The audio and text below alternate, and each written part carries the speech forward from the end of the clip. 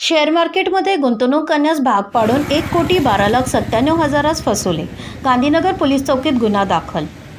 2020 सालापासून Ravindra Yashwant Kamat software engineer राहणारे कोल्हापूर ह्याला व इतरांना 1,12,97,000 रुपयांची आर्थिक फसवणूक करणाऱ्या आकाश शिवाजी कांबळे, सुभाष शिवाजी कांबळे, शिवाजी पांडुरंग कांबळे आणि सयाजी भोसले यांनी फसवणूक केलं आहे. ह्यांच्यावर गुन्हा दाखल झालेला आहे.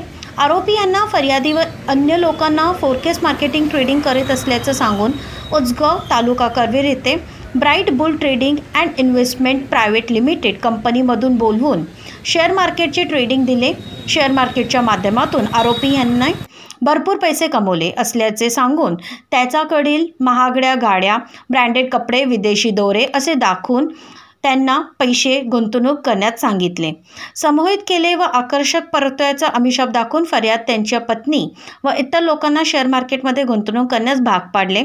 फर्यादी व इतरांकडून 1,12,97,000 इतकी रक्कम घेऊन आज अखेर कोणताही परतावा दिलेला नाही. फर्यादीस आपली फसवणूक झाल्याचे समजताच त्यांनी फसवणूक केलेली लोकविरोधात गांधीनगर पोलीस ठाण्यात फर्याद दिली. त्यानुसार गांधीनगर पोलीस ठाण्यात गुन्हा नोंद झाला आहे.